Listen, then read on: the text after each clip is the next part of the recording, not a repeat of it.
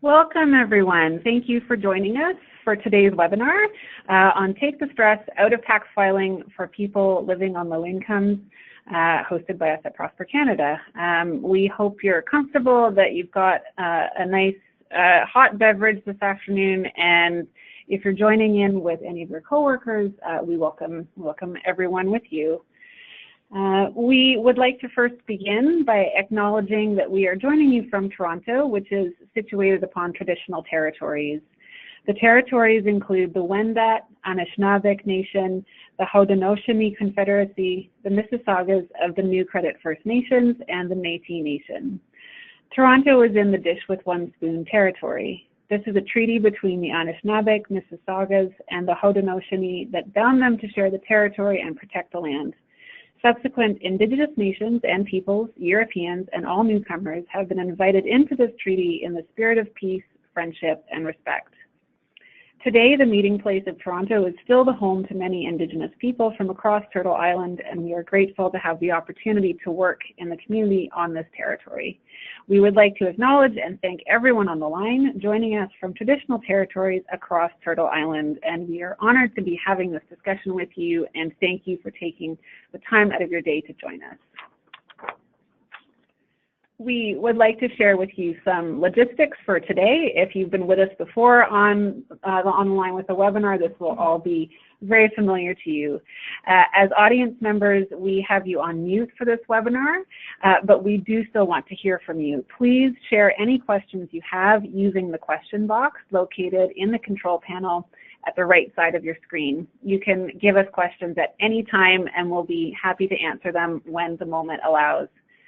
You'll also find several handouts in the control panel, and you can download these and refer to them during the presentation. These include our tax filing report, which one of our speakers will be referring to, as well as several handouts from our field practitioner. And finally, you can expect to receive an email from us after this event with all the webinar slides and a recording of the session. So if you've missed any details or would like to share with anyone later, you'll be able to do so. We at Prosper Canada work with partners in all sectors to ensure that Canadians, regardless of income, have access to financial programs and services and advice they need to build their financial well-being. We see tax filing and access to benefits as a key part of building this financial well-being in all communities. Our programming here in financial literacy is part of the work of the Prosper Canada Centre for Financial Literacy, which is co-founded and co-supported by TD Bank Group. So we'd like to share with you a little bit about our panelists who will be joining us today. Nirupa Varatharasan is a Research and Evaluation Officer here at Prosper Canada, and she's been with us for over a year. She approaches financial empowerment as a poverty reduction strategy related to the social determinants of health. Here she contributes to a number of different projects, including the Tax Time Insights research you'll be hearing about today, as well as the Financial Empowerment and Problem-Solving Program across different sites in Ontario. Welcome, Nirupa. Jen Smearden works with the Financial Empowerment and Problem-Solving Program, also known as FEPS, at the Working Centre in Kitchener, Ontario. She has coordinated their tax clinics for the last 6 years and brings a wealth of knowledge on tax filing and various kinds of community support. Welcome to Jen. And finally, I'm Glenna Harris. I'm the Manager of Learning and Training here at Prosper Canada. I bring several years of experience with academic and not-for-profit training, and I'm very happy to be supporting this webinar with you today. So let's get started. Nirupa will be telling us all about insights from the tax research recently conducted at Prosper Canada, and Jen will be telling us how these concerns and insights that have come up through the research can find solutions in the field based on her experience with tax clinics. And then we will be wrapping up with about 10 minutes at least of Q&A time. So we hope you'll consider your questions and send them in to us whenever you think of them. First, a note on the importance of tax filing. We suspect that many of you out there listening are well knowledgeable about this concern. But just in case you're brand new to this field, we want to emphasize how important tax filing is as an opportunity to boost incomes, especially for Canadians living on low income. Because this is one of the crucial times of year when households can receive a tax refund as a single financial infusion into the household, as well as it's an opportunity to access different kinds of benefits that can be distributed to households throughout the year. Some of these include the Canada Child Benefit, the GST, HST credit, and then there are also benefits and programs that may only be accessible through income-tested means. So you may need to file your taxes in order to be eligible for these programs if they are dependent on a certain income level. And what you'll be hearing about today is all about the tax filing experiences of low-income Canadians, and much of this can be supported through community tax clinics. The Community Volunteer Income Tax Program, which is operated through CRA, is a free tax filing opportunity across Canada. There are thousands and thousands of Canadians every year who benefit from this service, and these are delivered through community organizations like yourself, and like you'll be hearing about from Jen later on. So before we get to our speakers, though, we would like to hear from you out there listening so that we can know a little bit more about you and the kind of work that you do. So we'd first like to ask the question, do you currently operate any tax clinics in your organization? Yes, no, or perhaps not yet, but you're looking to start. So you can click the answer that best fits your organization or agency, and I'll allow another 15 seconds or so for you to respond. We've got several numbers coming in, I see.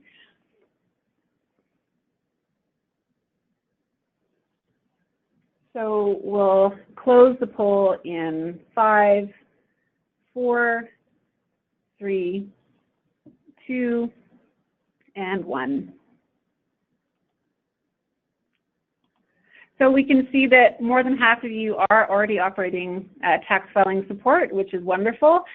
We hope the other 40% or so of you who are not will learn something exciting today, and we hope that you'll be encouraged by our speakers' experiences, and please feel free to contact us for more information if that's something you're interested in later.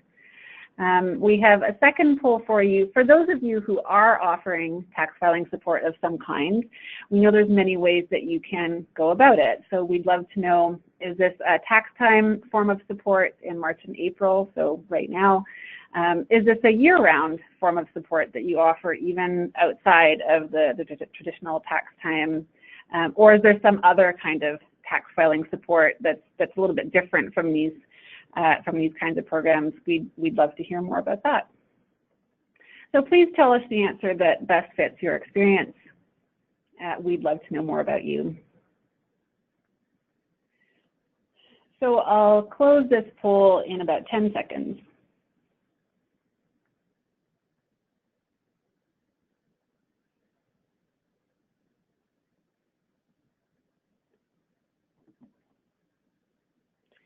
I'll close it in 3, 2, and 1.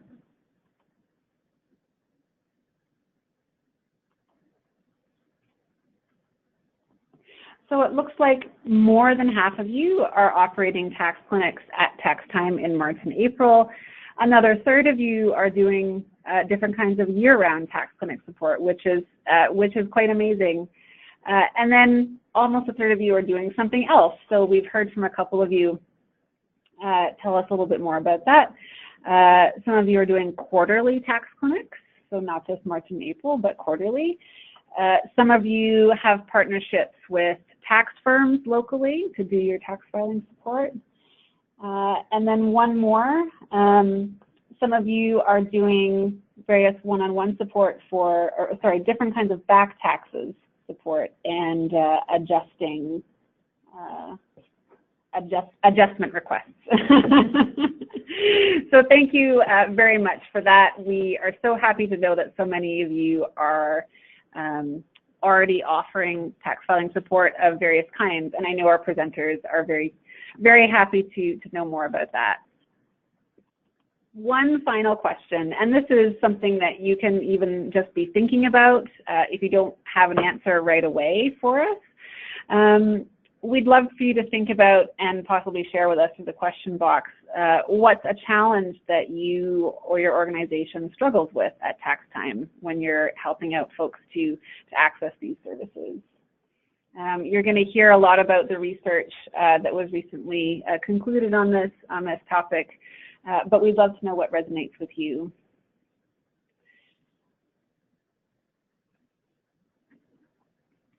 So on that note, I'm going to turn our presentation over to Nirupa, who is our first speaker this afternoon, and she's going to tell us all about the research they conducted in the field across Canada. So Nirupa, over to you. Thanks, Glenna. So this report titled Tax Time Insights, Experiences of People Living on Low Income in Canada, it was funded by Intuit Financial Freedom Foundation as well as the Ontario government. And you can access this report under or on the publication page at prospercanada.org. So we undertook the study for two reasons. Firstly, to generate new knowledge on the tax filing experiences of people living on low incomes, and secondly, to identify relevant implications for future programs, policy, and research. And there were several questions that we were interested in further exploring. We were interested in looking at the financial habits, attitudes, motivations, and experiences of people living on low incomes when they file their taxes, as well as the help and/or resources that they access. Finally, we also want to understand what the barriers were which prevent people living on low incomes from accessing benefits and filing their taxes. And so we did this by purposely selecting through our network of national partners to represent a range of experiences. So we conducted semi-structured interviews with 53 participants from March to July 2017, and participants were selected from urban centers across 8 provinces and 1 territory. And participants were interviewed 3 to 4 times in total, which resulted in around 211 completed interviews.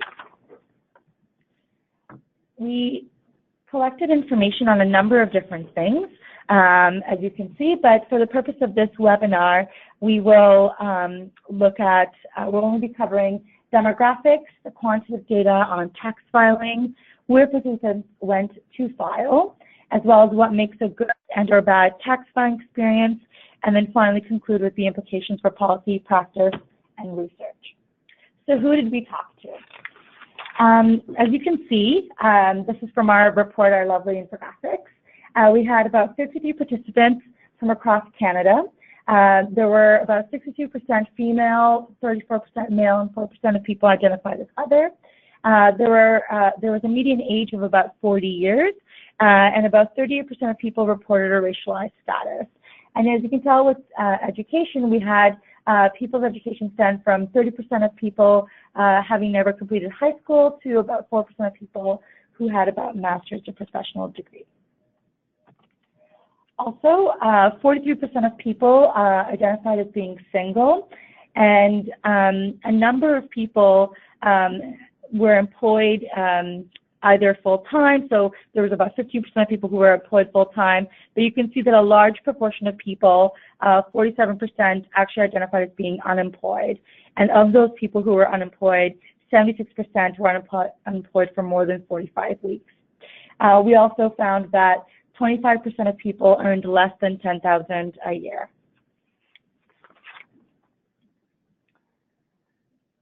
And so when we look at the actual participant filing data, we found that 94% of people filed their income taxes, which is a higher percentage of people than, on average, just because of the nature of the way that we recruited our participants.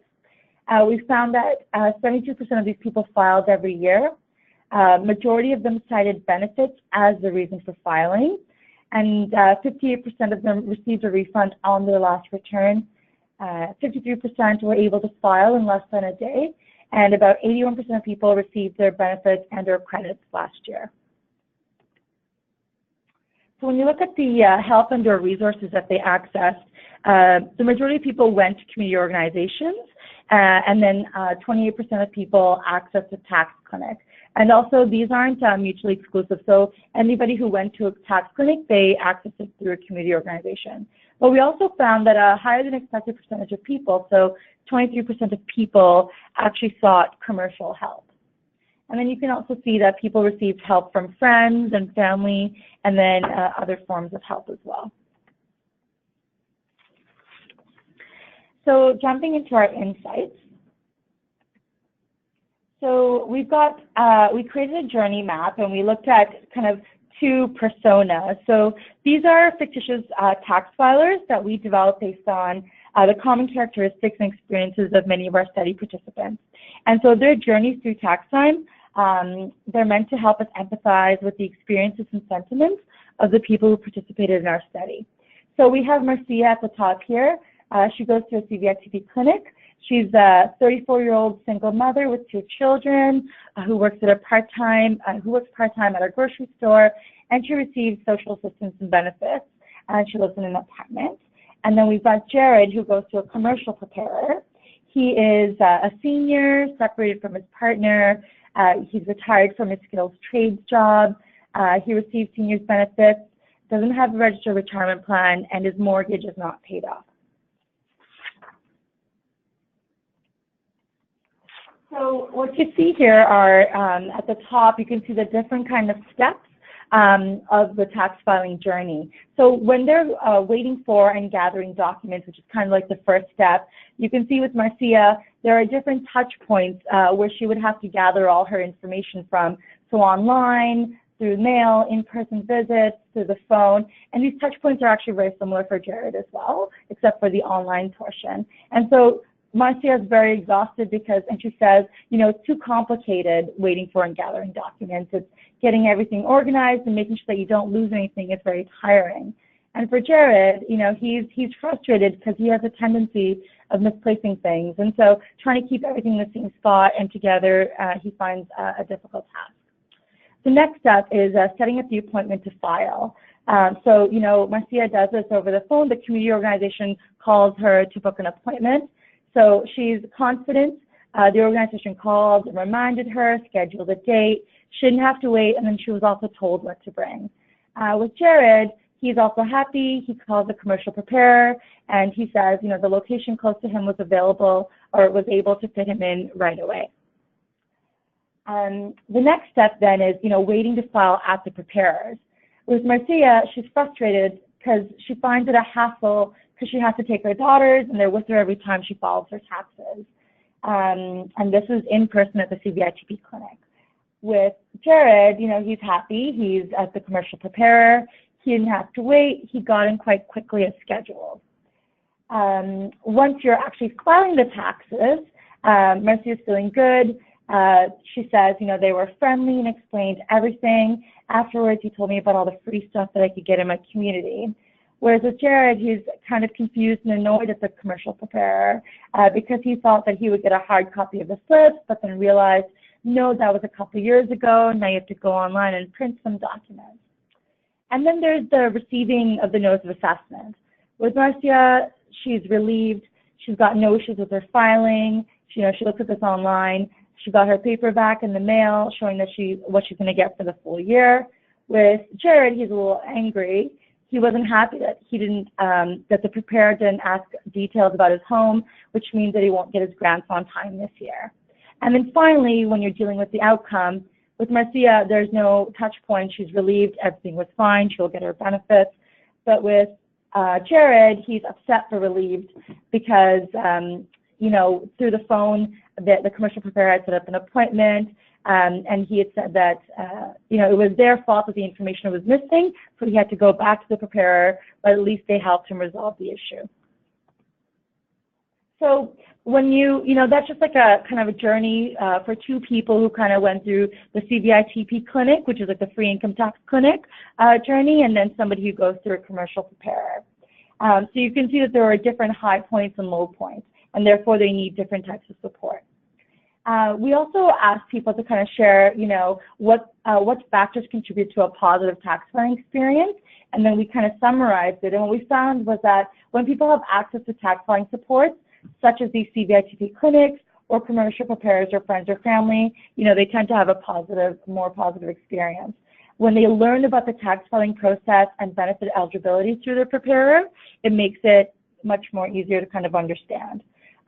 Having expectations of tax filing outcomes being met, so not having any mistakes being made, expecting or receiving a refund, feeling respected, those were good things. Also just having a simple tax filing situation, so not having too many documents to file, that helps. And then finally, independent filers expressed feeling empowered at tax time.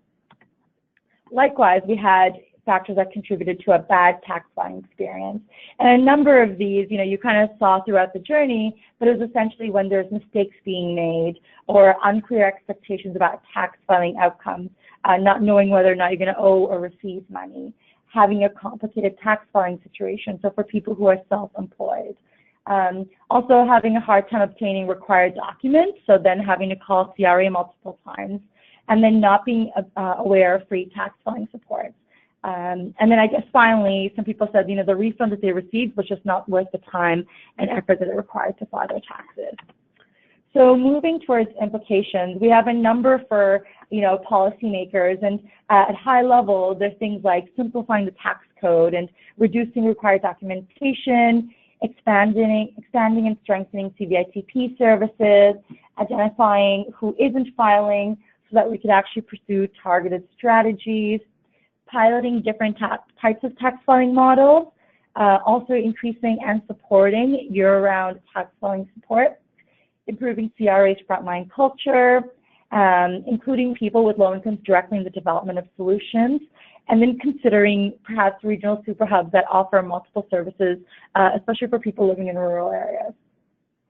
And then we also had implications for practitioners and researchers.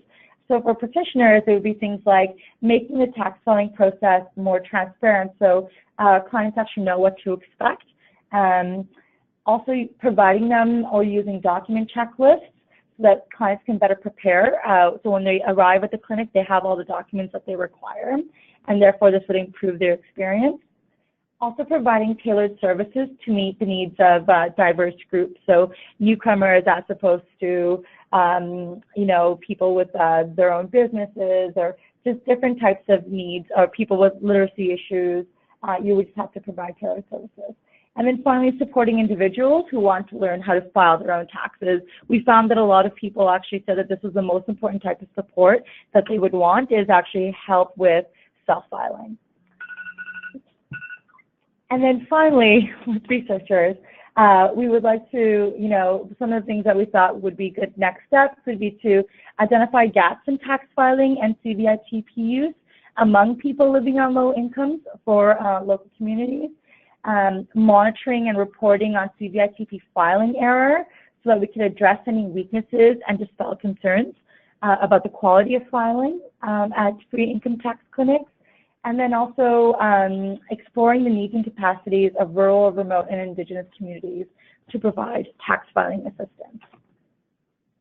So with that, I'd just like to thank all the people who helped us. So we had a great advisory committee, which consisted of Ainsley Dawson, Sally Matthew Webeck, Kevin Schechter, and of course, Jen Smurden, who will be presenting next. And then, of course, as I mentioned, we have our funders and our community partners who helped recruit for us, and then we had interviewers across Canada as well. So that's our information there. There's my information as well as our my senior manager here, and you can again find our report on the publications page. Thank you, Nirupa. And I also wanted to just say again that we have the report included as a handout on today's webinar in your control panel. So if you'd like to dive in even deeper, what Nirupa has given us is extremely rich in detail, but in many ways it really is only scratching the surface of the amount of information that's in the report. So thank you, Nirupa. That was just such a fantastic summary of the kinds of challenges that are happening when it comes to tax filing locally. And we'd like to know from everyone listening, was there something in particular that really resonated with you about the insights that Nirupa shared? We heard from you from our earlier question that many of the challenges you're experiencing with tax filing locally do come around things like the paperwork and the lack of proper documents or ID necessary to file taxes, which is something that certainly came through in these results. But that your challenges are also around things like just the sheer volume of requests that you have to manage at tax time in the spring, and that some people may have a fear of the process, as Nirupa was mentioning as well. So thank you for sharing that. If there's anything else that you'd like to tell us about what was resonating with you, and if you have any questions as well, we'll be spending some time at the end for Q&A. So please keep sending those in. And I'm going to turn our presentation over now to Jen from the Working Center. As Nirupa mentioned, Jen was one of our advisors on the tax research project. And her role at the Working Center is very much involved with running their tax clinic and supporting community members with various financial needs. So I'd like to turn it over to Jen. Welcome. Thank you, Glenna, and good afternoon, everybody. So yeah, like Glenna was saying, my name's Jen, and I work with the Working Center, and we're based in Kitchener, Ontario. This first slide is just a shot of a couple of our locations and a couple of our volunteers and a couple of our projects. Glenna, if you want to click to the next slide. So as you can see here, the Working Center, we're based in downtown Kitchener. We've been in operation for over 30 years, initially opened in response to high unemployment and poverty happening at the time in Kitchener, Waterloo. We have a number of projects, so our Job Search Resource Center, St. John's Kitchen, which serves a daily meal to over 300 people a day, psychiatric outreach project, which has nurses and a doctor on staff, public computers, housing, and then we have a lot of volunteer opportunities. We have a gently used clothing store and a thrift store, 2 cafes, so a number of kind of grassroots-based projects that we do. You can click to the next slide, Glenna. So tax clinic outreach. We're going to talk today about a couple of the ways that we reach out to people to help them understand that we're here and what they need to bring, and just try to encouraging people to get their taxes done. So we run a free income tax clinic every March and April, and over the last couple of years we've extended into May just because the need has been really high. So we do our kind of outreach in a couple different ways. One is through a website and one is through a flyer. So Glenna, can you click to the next slide? So a few years ago, we were really lucky in Waterloo Region to have a number of community organizations who all ran free tax clinics who met a couple times a year. And one of the kind of outcomes of those conversations and those meetings was that we created this WordPress website to kind of list the free income tax clinics that are happening in Waterloo Region. And as you can see just from this screenshot, kind of talks about the eligibility, how do you get an appointment, what kind of things do you need to bring. This is not to say this is not all the clinics happening in Waterloo Region. This is just people organizations that are happy to have their stuff posted publicly. And it is highly used, so when you Google free taxes Waterloo or tax clinics Kitchener, it actually is the #1 Google item that pops up. So it's great. And we here at the Working Center keep this updated, so we'll also list when the clinic is full or closed for the season, just to kind of keep the information there. And then we receive questions through this that we can answer for folks. Glenna, can you click to the next slide? So one of the things that we've developed is a information slip that's on many copies in our resource center, on our website, and you can kind of outline when we're open here at the Working Center and how to book an appointment. Also, it kind of just lists what to bring, so your different T-slips or different forms, rent receipts, things like that might be applicable to a person's situation, things to bring. And then because we're part of the CVITP program, we have the income levels as well as the type of returns that we're not trained to do. One of the pieces that we found here in Waterloo Region about 3 years ago, we had a lot of Arabic-speaking families come into our community. So this is not Arabic, this is Tigrinya, but we have our flyer available in 3 languages, English, Arabic, and Tigrinya. And we had internal staff who spoke these languages put them together for us, and we found that was just really helpful because the front desk was often struggling to communicate with people what to bring. So just a simple thing like having one staff person kind of put it together and update it year to year is something that's really, really helpful. And to see people's faces when you hand them a flyer that's in their own language is great, because then they can actually read it and be like, oh, these are the things I need to gather, especially if they're a first-time filer or new to Canada. That's a great resource. Jen, I just wanted to jump in for a second because we had a question, and it was very, very well timed to what you're speaking about. We had a question about who is eligible, who qualifies for low-income tax clinics. Yeah. And I know that that's part of what you have on the information here in your flyers. I wonder if you want to just speak to a couple of those details. Sure. So as part of a CVITP clinic, they kind of give us guidelines on the income levels that people can have to access our clinic. So an individual's up to 35,000, 2 people like a couple, 45,000, 3 people in the home, and there's more about that on the CVITP website. And then the type of returns, it's not that we don't want to help those folks, but there's type of returns we just don't have the training to do. It's not included in CVITP, or things like bankruptcy, rental income, people who are self-employed, and capital gains and losses. So that's just not that the volunteers don't want to help, and it's hard when we see lower income folks who fall into those criteria. So what we've done, and what I would encourage people to do if you're running a clinic, is try to befriend some local accountants who would be open to doing some work pro bono or a reduced cost is kind of what we've done. We've tried to build a couple of relationships so that we can refer somebody somewhere when they need those services. Does that kind of answer the question? Great. Yeah, that's great. Thank you, Jen. Perfect. Yeah. So we could go to the next slide. We've expanded our clinic about 6 years ago.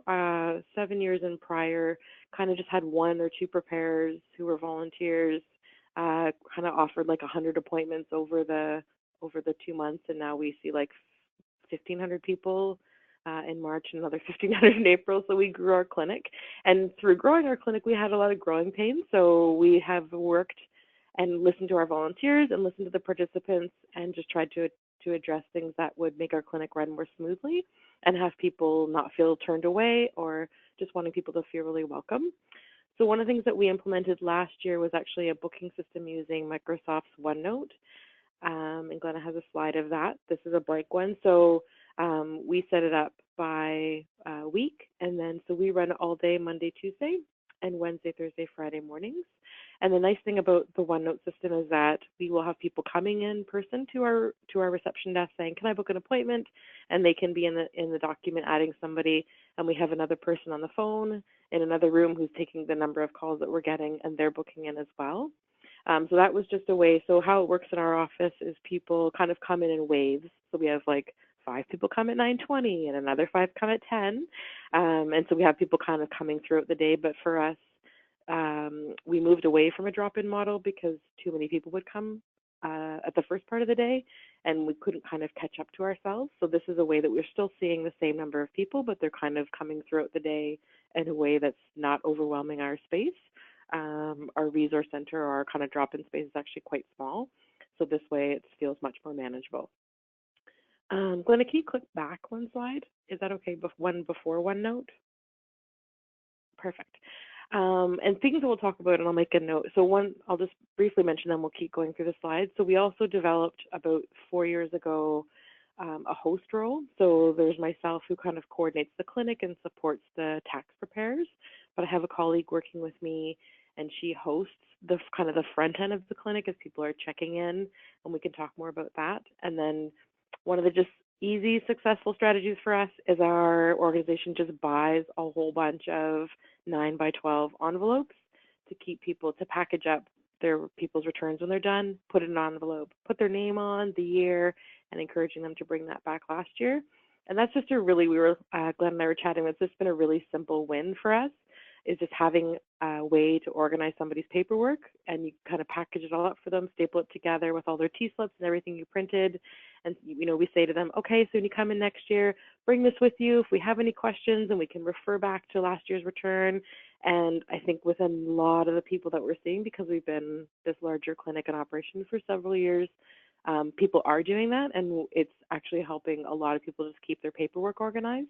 And, often I have many people say to me, okay, I got this envelope last year, and we're kind of working away on their taxes. And they're like, can I get another envelope for this year? And I put my 2018 stuff in this, and can I get one for next year? And that kind of thing. So, it's such a small expense when it means so much to helping people keep their paperwork organized.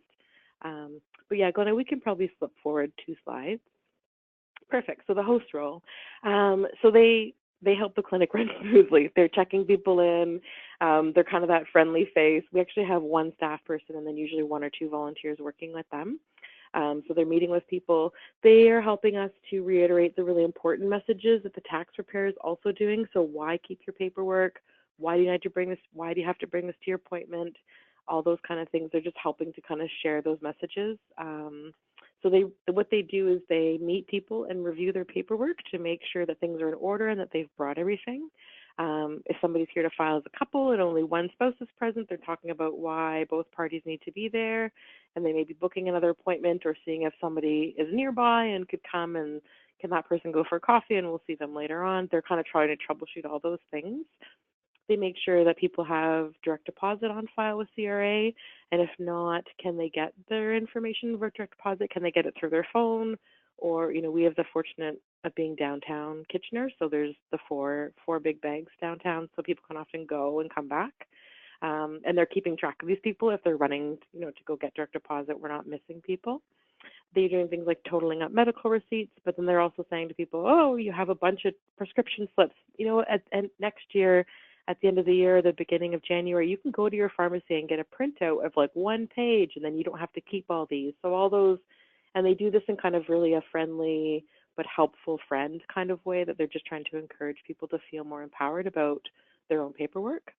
And then, inevitably people come in and have misplaced a T-slip or moved and didn't get one, and they will they will call Canada Revenue with that person, but before they do that, they will coach the person on how the call is going to go.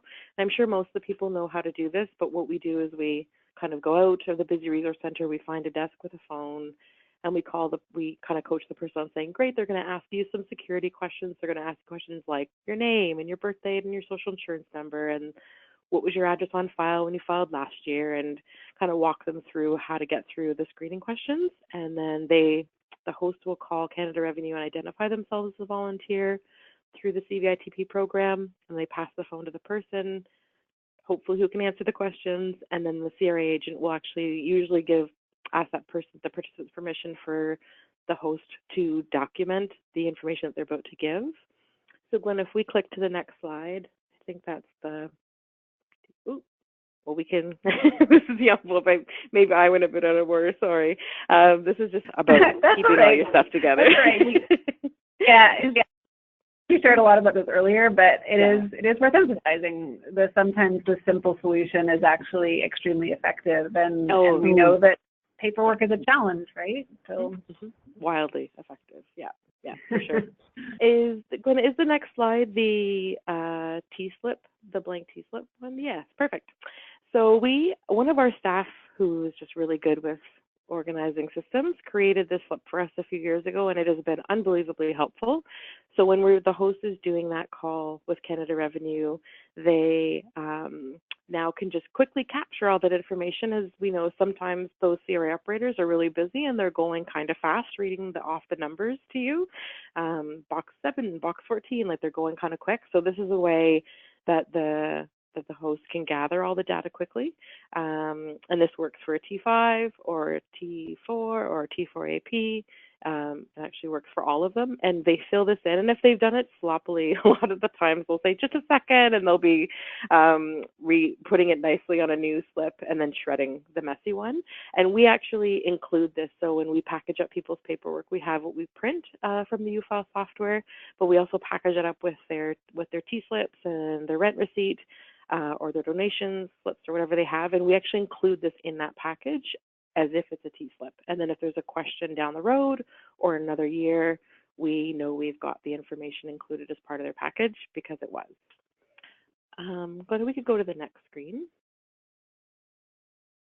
And Jen, I wanted to just jump in as well. No, that's okay. No, I don't want to interrupt unless it's really important. But I did want to remind everyone listening that we have this form from you as part of the handouts on the webinar. So if you want to grab it right now, everyone can.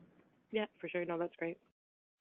And then one of the places that how our clinic operates is what we always just say talking about is meeting with people with where they're at, and kind of what are the empowering strategies when you come to somebody as a friendly person who's here to help, and kind of breaking down that professional role, which makes people feel much more comfortable. And I know a lot of sites do this, so that the participant sits beside the tax preparer, both looking at the computer screen, and that just kind of breaks down that sitting across from the table and having something about the participant being able to see what we're doing. And often one of our volunteers often says, oh yeah, like watch this, like if you see something that doesn't seem right, did I spell your name right? And we just kind of break this down. Kind of say things like, tell me about yourself, just, as they're looking at the T-slips, oh, I see that you worked, or I see that you moved, and that kind of thing, just to understand that person as a person and not just the paperwork. Really the very important of reading body language and being aware of cues. So if you're kind of finishing and somebody's feeling anxious or getting tired, that you're making sure that they understand kind of the credits that they're getting back, or that their taxes are done or whatnot. But if they kind of want to go, not drawing out the conversation really long, just being a really friendly and helpful presence. So like we always say, we're not experts, but we're happy to help people file their taxes. And that kind of just changes the mood of the whole space. And just always really encouraging people to feel more empowered about their financial situation. So ask questions. If something looks different from last year, let's have a conversation that we're not kind of trying to push people through our space in a really kind of timed manner, but just in a way that people feel okay. And then like the preparer will also say, remember to hang on to this. Oh yeah, remember like next year go to your pharmacy and get that printout, or oh, I think you aren't going to want, they'd kind of just have these kind of, they're almost talking to somebody like they're a big brother. We have a lot of retirees, so maybe like a parent, but just helping people feel really comfortable and making sure you're watching to be like, oh, does that make sense? Does this make sense? Does this seem like last year's numbers, or does it seem like the trillion that you're getting right now? Just making sure people have the space to ask that stuff. We can go to the next slide. And then checklist for the volunteers. So benefits of, so what we do is just make sure we've created a checklist for our volunteers. This actually just came up this last week, just in our training with our volunteers. So we're really fortunate to have 3 FEPS workers on staff here year round. And what they have found in past years is people were doing things on Post-it notes, or one volunteer was going into Word when he thought, oh, I want them to come back and ask about the child tax benefit, or I want them to come back and apply for OESP. I think they're eligible, or this person's about to turn 65. I'm not sure if they're going through that application process correctly. So we actually created a little checklist the volunteer can fill out for the participant and say, hey, when you get that notice assessment, or when you have some time, come on back in and bring in this checklist. And it helps the FEPS worker not be so confused on why that person came back, because often people can't find the language. They'll say something like, had to come back, something about my tax return from last year. But if we write some notes, and the volunteers, so they'll either make a kind of a referral and an introduction to one of our FEPS workers, or, here at the Working Center, it might be, they're hearing somebody talk about job search, or I'm looking for work, or I'd like to volunteer, that they'll finish what they're doing and then they'll walk out and find somebody and say, oh, hey, this person, how would you go about doing job search? Or, they notice that we have a cafe, if they wanted to volunteer there. So they kind of help bridge those connections, which is always really just a really friendly way to feel. I think people follow those connections when there's a bit of a path for them to follow. And then we can go to the next slide, Glenna. Actually, Jen, I think that was your last one. Oh, perfect. Oh, okay. So the other ones are on the side there. I'll just quickly say, so the referral to FEPS PDF, that's just what we've created when the volunteer wants to refer to. And I think we also have something called forms for rental information on the side. They're just the extra handouts, just resources that we've created that help gather and organize information, I guess is what I would say. Perfect. Thank you, Jen. And I realized I made an error. We actually didn't get your T-slip checklist as one of the handouts, but we'll make sure to get it. So I apologize. I apologize for jumping in to say something that was incorrect, but we will make sure that we post it along with the rest of your resources when we have the webinar up later on our Learning Hub. So we'll make sure everyone does have access to that. That's great. Yeah, that's probably the one we use the most. Yeah. And I was going to say it's really neat to hear about how, you know, some of these resources that you've developed are literally just hot off the presses from the last couple of weeks, that you're finding solutions really just very, very quickly where you can and putting them into action. Yeah, and a lot of that's just from listening to the volunteers too, right? When they say, "Oh, how do I get this?" So that was where it came from, a volunteer in our training who said, "Could there be a?" And we're like, "Anything's possible." Yeah, you're right. Well, we have had a number of questions come in, and Jen, I think the majority of them might be for you. So I think I'm just going to jump in and ask a few. I think you're very well placed to answer these questions. We have one asking about, on average, how long do you spend? Does the person spend with the tax preparer when they meet? Yeah, it varies person to person. So, you know, if it's a single person who has like a T4 and a rent receipt, those are with fairly good English or comprehension levels, I guess I'd say those are fairly quick returns, you know, 20, 25 minutes. But if we have a newcomer family who just came to Canada in 2018 and we're using one of our staff to interpret, you know, those can be upwards of 40, 45 minutes. And that's what we like about, that's why we changed our model to have like 5 people come in at 9:20 and 5 people come in at 10, because inevitably somebody needs a few more minutes with someone or 10 more minutes with somebody, but somebody has been quickly seeing kind of like the quick returns, and the hosts know that, so they're coming into the back saying, "Who's next?" or, "Oh, that person's printing, okay, great." So that's been what we've liked about that model. So we have on average usually 4 to 6 volunteers in per shift, kind of per morning or afternoon. So we also see drop-ins. So if there's space and someone's like, "Oh, I didn't book, but I have my stuff," we'll sneak as many people in as we can. That's great. That's a testament to how well experienced you guys are in handling this volume of people. Yeah. We had another question asking about the OneNote program you mentioned. This is a software application, am I right? Yeah, it's through and our IT kind of, when we talked to them about wanting to model something, we were giving them kind of a concept, and this is what they came back with. My understanding is it's through Microsoft, and our IT kind of set it up, and you kind of set it up almost like tables. And so it's fairly easy to, once it was set up for me, it was like I just edited it for this year. And the nice thing about it is if I can see spaces where we are getting faster, you know, our volunteers will get quicker in filing the returns. They get used to the software. The beauty of that is I can go in and add in a couple more appointments into each time slot. And so I often do that into April. I'm like, and then I'll email the front desk like, "There's more time. You can now keep booking." Got it. So if anyone wants to put that into action, they should check their Microsoft applications on their system and possibly engage some IT support locally. Yeah. But it sounds like that's a worthwhile item to investigate, since it's helped you so much with your booking and you're managing the flow of people. Yeah, we found it helpful.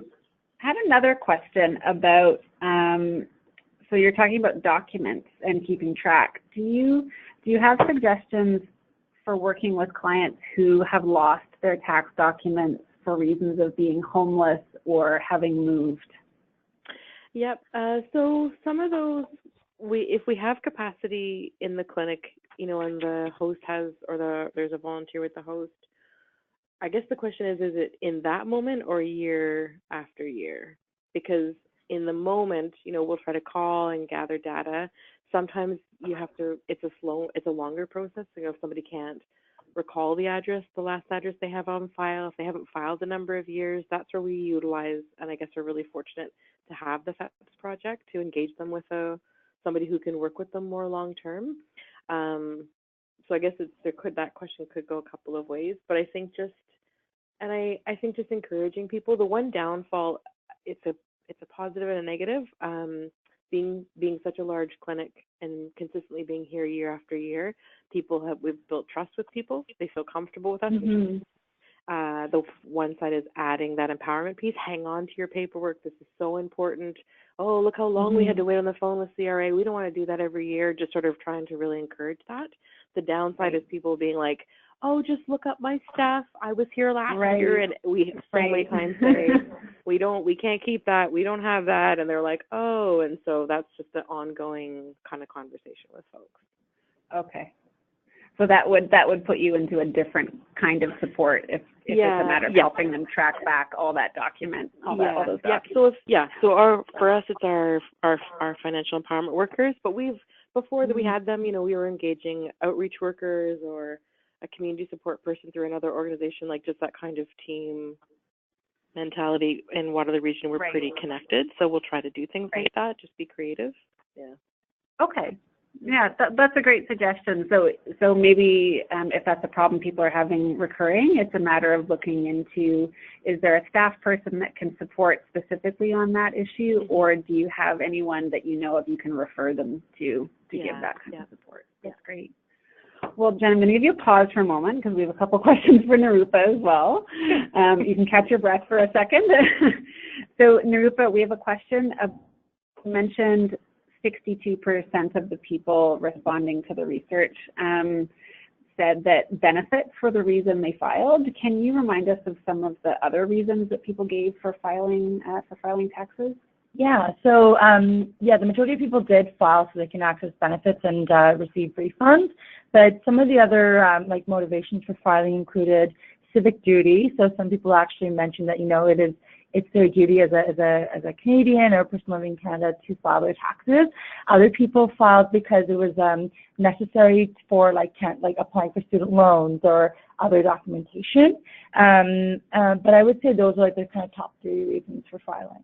Okay. For motivation. Great, thank you. And then Nirupa, we had another question asking about your when you're looking at the journey maps between comparing the community, the person who got support from their community clinic versus the person who got support from a commercial taxpayer. Question asking about, this seemed a little bit biased. Can you tell us a little bit more about how you came to those journey map conclusions? Was it really based on a sample or anything like that? So the way that our participants were recruited were through our community partners, like frontline social service agencies across Canada. And because participants were recruited through them, these were already people who were already accessing social services. And so that's why a lot of them were accessing tax clinics through community organizations. But then that's why we were also surprised that there were a high number of people, or higher than expected number of people, who were accessing commercial tax preparers. And when we created the personas for the journey maps, what we try to do is kind of pick some positive experiences and negative experiences for both types of preparers to kind of provide a kind of representative kind of experience. So no, it's not like statistically representative, but what it is it's kind of like highlighting the different positives and kind of negatives of both types of services. And so that's what it's supposed to be reflective of. So it's like a kind of combination of all the different experiences that people talked about. Yeah. Thank you. And if you'd like to ask more about the research, I'm sure Nirupa and our team will be happy to talk all about it. But that was a really good question. Jen, I want to ask you again. We have some questions about sort of some nitty-gritty of how you run your clinics. Do you do printouts of the return? So when you complete the return, it's all done online, but do you take a printout and give it to the client after? Sort of what kind of record keeping do they get in that sense? Yep, and we probably print more than the average clinic, just because that actually was at the request of our FEPS workers. When people were coming back and only had kind of the front page, they were like, I don't know what you entered kind of feeling. So we print quite a bit, and that's probably another expense on our organization, but we think it's worthwhile. So we print the summary, we print the 3 pages of the child tax benefit. So the last page kind of shows the monthly amount. We print all of the calculations that you do to get the GST and the Trillium. We want to show all that work. And we've also, in the last year, the FEPS workers asked us to print the federal, I guess it's called like the federal condensed, the 4 pages. And that's because what they discovered was that's the only application that Service Canada will take. And so when we were printing kind of the other stuff, they were actually having to regenerate a return just to get those 4 pages for somebody. So they were saying, if you can just print that, that would be great. So we print more than the average, and then we make a package. So we all those printouts plus their T-slips, plus their rent receipts or whatever they have, and then a summary on the handouts. The income tax summary, we have kind of a easy to read for the person. You know, what is your income? What is your refund or your balance owing? What's going to be your GST, your Trillium, your estimated child tax benefit on the front, which is just sort of easier as people go home. They can look at one page that's colorful as opposed to trying to dig through if they don't want to read all of the tax pages. Right.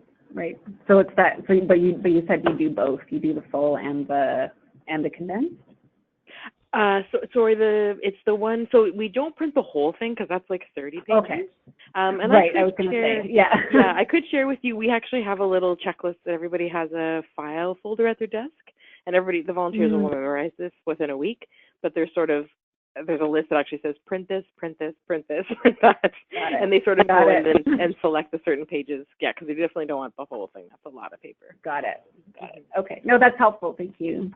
And then I think maybe for our last question, we've had just a wonderful number of questions, and unfortunately we're not going to be able to get to all of them, but I think this one is probably one that a lot of people experience, which is how do you deal with no-shows? Do you have a lot of no-shows, and what kind of strategies have you come up with to reduce that or just manage it? Yeah, so we had some no-shows this week. When we were dropping 3 years ago, we didn't really notice that because people didn't have an appointment. Last year, what we did notice that we had some no-shows. We were really fortunate to have somebody in like a office worker placement with us for 3 days over 3 weeks. So they were doing reminder calls because in our OneNote we have the name and a phone number or a name and an email. So that person was on the phone calling like, hey, your appointment's next Tuesday, or hey, your appointment's, and we weren't trying to call too far out. So if it's kind of at the end of the week, they're calling for the end of that week. At the end of that week, they're calling for early next week.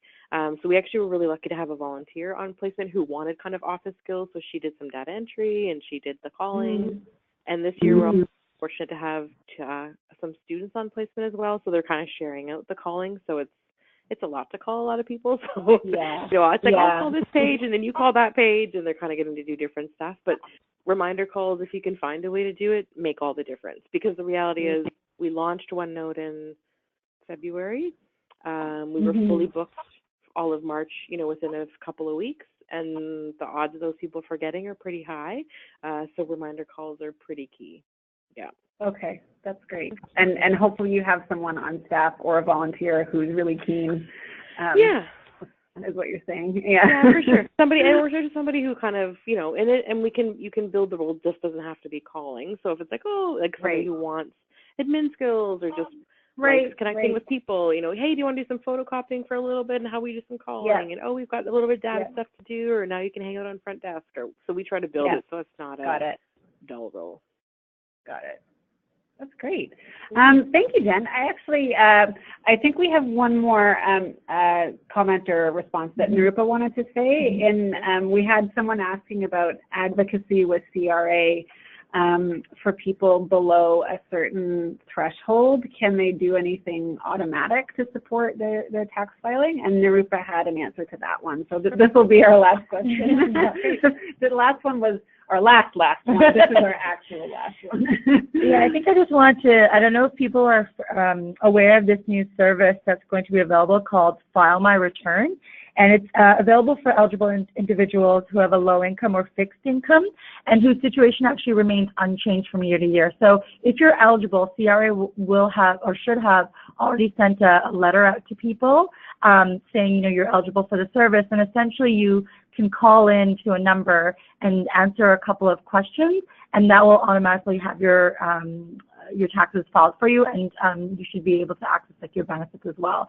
So it's not no filing yet for people living on low income, but it's sort of getting there with the whole just kind of answering a couple questions. It's free. You can do it on the phone. Of course, you need access to a phone, but your eligibility should be, like, you should know about it if you have an address or somewhere where you can get a letter.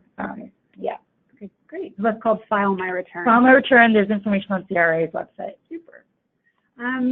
This has been a wonderful hour. I think it's gone by very quickly. I want to thank our speakers, Nirupa and Jen, for being so generous with their time today, and also thank everyone listening in. We know your time is very valuable, and we thank you for spending the last hour with us. You'll be hearing from us in the next couple of days with all the materials from today's webinar, and you can find this one and all of our other webinars that we've posted from the past on our Learning Hub online. You'll also receive a quick survey from us. Please tell us how you enjoyed today's webinar and what other topics you'd like to hear about, because we are always looking to plan more webinars, and you can expect more of them from us this year. So thank you again. We want to put our contact information up so that you can contact any of us to ask for more information, or even just to share resources and information. I know that that's a very valuable practice, and we can always learn more from each other's work. We hope that you'll also subscribe to our newsletter at Prosper Canada. We have a lot of information coming up in our monthly newsletter this month, all about tax filing as well. And we'd love to stay in touch with you to tell you about more news and events and resources coming up in the future. So thank you again, and we hope you have a wonderful afternoon, and we wish you the best of luck with all of your tax filing support this season. So thank you, Jen, thank you, Nirupa, and thank you everyone on the line.